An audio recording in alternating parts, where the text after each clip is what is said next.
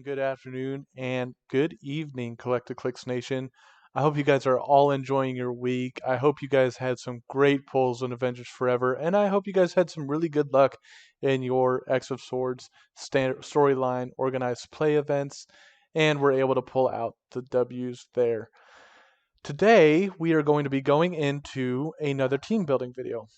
This is extremely exciting for me. Kind of had to take a break from them because we got the errata uh, list came out after everything went on the watch list. Had to go over that for everybody, just so you guys know how these pieces have changed. If you guys didn't catch that video, it's in my gallery. It should be the last video that I just made.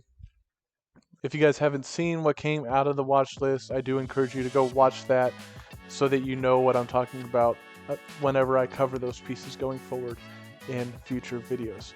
None of those pieces are really going to be talked about today. Well, maybe one of them will. So maybe one of those pieces will be talked about today, but it didn't get a change on the watch list, so we're good to go. But the main piece we're going to be building around is Spider-Hulk. Now, because I took a little break from team building, it gave you guys a little time to give me some suggestions, and one of the suggestions I got was Winter Guard. And just to be clear, Winter Guard it did get some good pieces in Avengers Forever, but when you put everything from Winter Guard together, there's only 305 points of the keyword available outside of the legacy pieces. And when you add the legacy pieces, I think it only goes up to 405 modern Winter Guard pieces available to us. So that keyword probably would be better on a soldier theme or something along those lines. And I will be going over a soldier theme in a later video. But another suggestion that I got was Spider-Hulk. Now, Spider-Hulk is an extremely awesome piece. Man, I'm so upset I didn't pick this up when I went to Worlds, but at the same time, I'm super excited for everybody out there that does have this piece because it does operate like a Spider-Hulk. So he starts with a 9 movement with plasticity, which isn't great, right? You want to move an attack there, but don't worry, he does get one with his special attack power. It says Spider-Hulk has a range of 4 and free. Place Spider-Hulk in a square within 6 squares and line of fire. So a little pseudo charge there, allowing him, or running shot really, if he has a range of 4. But you really want to use him up close because he does have CCE, making him hit 11 for 4. Now you'll notice he does just start out with a 17 toughness, but as he gets hit, he gets stronger, just like the Hulk, which is what I love. And that free placement within 6 squares in line of fire is just like Spider-Man. So you're really getting the best of both of those characters from the comics in this one piece. You'll see he does get to a double stop click on his last 2 clicks. That gives him impervious and willpower. Now he doesn't have willpower on this style, but that's fine. It's fine, right? Because his trait says super senses, and when Spider-Hulk clears, you may roll a d6. If you do, heal him equal to half of the result. So it's basically a free regen every time he has to clear, which really helps. Then you'll see he does get a special on damage. He keeps the CCE, but gains Battle Fury, and also gains improved movement, destroy blocking, and improved movement characters. Now this is the piece that I got suggested to me, and the guy that suggested it really wanted to build more around a Spider-Man central team, but it's really hard to do something like that. I think Arachnite really helps from Avengers Forever to do something like that, but with Spider-Man family, it's really difficult not to go into the Spider-Man family umbrella, going into Spider-Man 1776, or a piece like Miles West to bring on police, or Marvella to bring on celebrity, something along those lines. And all those would be great choices here. The more keywords that you can bring into a theme team, the more pieces that you have to choose from, and the more meta that team becomes, because you have more keywords to bring in, right? You have more pieces that kind of fit that high level meta mold. But we're going to build more of a fun team here, and I didn't really want to get too deep into keyword cheats, because if I did, that brings out the Grand Prize Genesis, because Spider-Hulk does have the brute monster keyword. And I didn't want to do that because, you know, if you have a local venue, then your local venue only got one of those pieces, more than likely. I know some venues got more than one, but at the same time, you had to get extremely lucky for 3 months straight, not miss a single event, to win those pieces. And on top of that, they're extremely expensive, so if you weren't lucky enough to have a venue that got one of those pieces, and you weren't lucky enough to win one, I don't want to focus all my builds around building around Genesis APOC. Just know that that is where the high level meta is going to go. It's Genesis APOC X-Men thing. That's just where it is. That's just where it's going to go. We're going to have to live with it. You're either playing the thing or you're going to play the thing that beats the thing. And I'm going to try to focus on building the thing that beats the thing for you guys in future videos. But because I got Spider-Hulk suggested to me, I'm going to build Spider-Hulk. I'm going to do this. Like I said before, I want this. I want to create content for you guys. And if you guys don't want me to build the thing that beats the thing and you just want me to build Apocalypse Genesis teams, I will do that. But me personally, I want to focus on the thing that beats the thing because everyone knows what the thing can do. Now, with that out of the way, Spider-Hulk. We are going to build a fun Spider-Hulk team. And to get kind of the feel of Peter Parker in on this team, I really felt like I had to build scientist keyword, because Peter Parker, at the end of the day, if he didn't have his powers, would be a scientist, is a scientist, and studies science. So we're gonna go scientist. Now this does allow me to bring the Peter Parker common from Spider-Man Venom Absolute Carnage onto the team, and he is going on the team 100%. He is 35 points, he is autonomous, and he has PC. You're really just looking at this guy as a PC piece, a little bit of support, maybe tie up your opponent with some in cap, but you really want him to die because he does have a secret identity trait that brings out the Spider-Man. And there is a, I always do this, I type it in without the hyphen. There is a common Spider-Man from Spider-Man Venom Absolute Carnage that you can switch into, and I'll bring that up here. It might be an uncommon. It is not the uncommon. Yes, it's the number 2 Spider-Man, uncommon. So you can bring him out on click 9, get some perplex on you, on your team, on your force, and he does have a special on attack. This is Iron Man. I'm so bad, guys. He's number 1. He's number 1. I'm sorry. You still get the perplex. You hit the 18 defend, which Peter Parker does hit at the end, so you do keep that. And you keep the in cap. He also has traded super senses, and his special on movement is sidestep with passenger 1. That's not the piece that I would choose to go into. I would rather go into the super rare if I have it. Yeah. I mean, comparatively, you're going to want to switch to hypersonic speed outwit. So we are putting Peter Parker on this force, and what would a Spider-Man theme team kind of thing be if I didn't focus on the super senses rolls, right? So with scientists, I'm able to bring on the uncommon Harley Quinn from Wonder Woman 80th. She is 25 points, grants me 2 great team abilities in the Wonder Woman allied team ability and the Underworld team ability, and she has a great trait. It says when Harley Quinn misses all targets of an attack, after resolutions, give each target an action token. This is great. So this is bonkers. So even if I don't hit my 11 for 3 attack, I am giving my opponent an action token.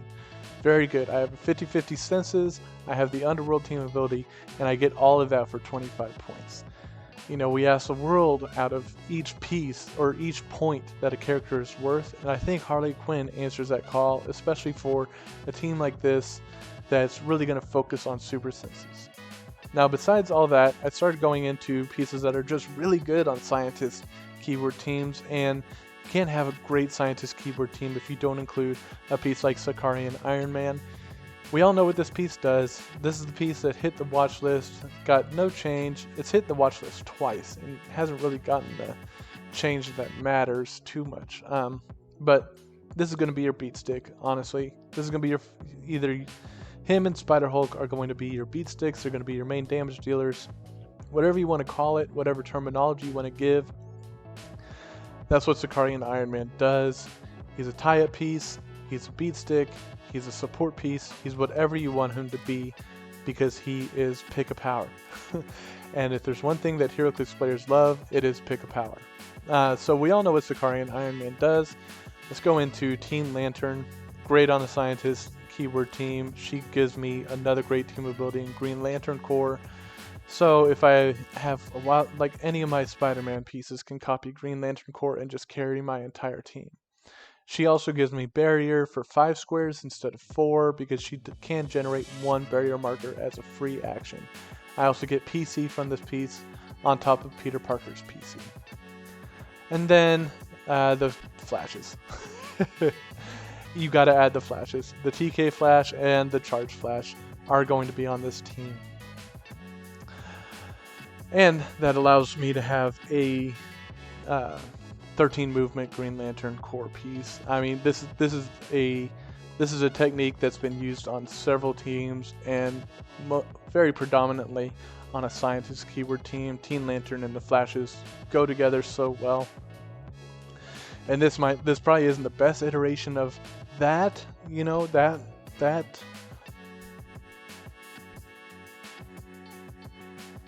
technique, but having it on your team is so strong, and just being able to get up into your opponent's starting area.